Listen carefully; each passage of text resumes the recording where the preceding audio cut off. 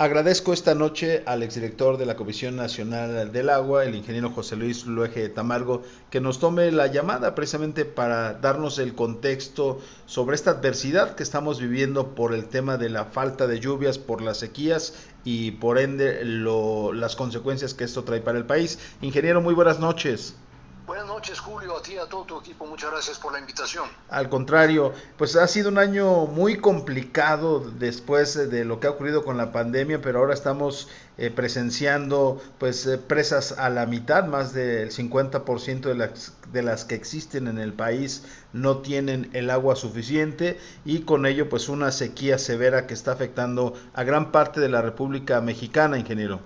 Así es, una situación preocupante, Julio. Qué bueno que los medios y tú en lo particular están interesados en este asunto tan grave, porque efectivamente 2020 fue un año muy caluroso y también clasificado como año seco.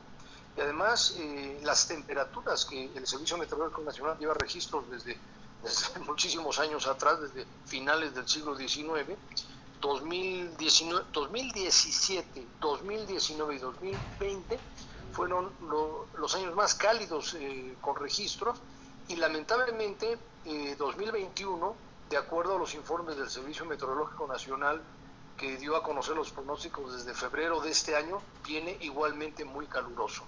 Y son dos factores, si me permites, Julio. Adelante. Por un lado es el pronóstico de lluvias, que de acuerdo al Servicio Meteorológico será de 20.6% por debajo de la media, que eso es muy grave y que afecta principalmente al centro y al norte del país, ¿no?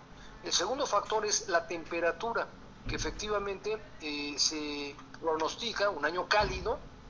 Esperemos que no sea tan cálido como el año pasado, pero como estamos en este momento, Julio, yo sí creo que vamos a superar el 2020 y por lo tanto va a ser uno de los años más calurosos. Ahora, esta situación que se pronostica previamente a través del Servicio Meteorológico Nacional y en otras formas, usted lo conoció en la Conagua, ¿pudo haberse minimizado? ¿No se tomó en cuenta esto que iba a venir ya en estos meses de calor intenso? ¿O qué pasó en ese sentido? ¿O simplemente es algo climático y por ende pues ya no se pudo hacer nada, ingeniero?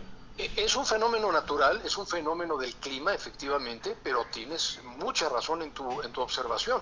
¿Para qué sirven los pronósticos? Para hacer previsiones, para planear lo que vamos a hacer en el año. Y ahí está la falla que yo veo con mucha preocupación, porque estos dos factores, Julio, te indican que vamos a una sequía que se clasifica, te lo voy a decir, como excepcional, que Ok. es la sequía, digamos, más extrema que tenemos en la clasificación del Servicio Meteorológico Nacional, que va desde una sequía moderada, luego viene severa, extrema y luego viene excepcional. ¿Cuál es la característica de una sequía excepcional? Pues es un asunto muy preocupante, porque es cuando efectivamente pierden los embalses, no hay agua en los arroyos, se afectan los acuíferos, mortandad de ganado, se pierden cosechas, entonces estás ante una situación que en algunos casos son cuadros dantescos, como empiezan a aparecer algunas imágenes, sobre todo del norte del país. Entonces, ahí es donde yo insisto que desde hace ya más de 2 meses el gobierno federal debe decretar, es un decreto presidencial Julio, Ajá. emergencia nacional, es decir, emergencia por sequía. Pero Es está decir, desaparecido el Fonden, ¿no? exactamente, este decreto de emergencia detona las acciones que deben hacer dos fideicomisos que están desaparecidos, el FOPREDEN, que es de prevención de desastres, y el FONDEN, que es obviamente el Fondo Nacional de Desastres. Entonces, el gobierno federal, por instrucción directa del presidente, desapareció todos los fideicomisos, pero se llevó estos dos que son fundamentales,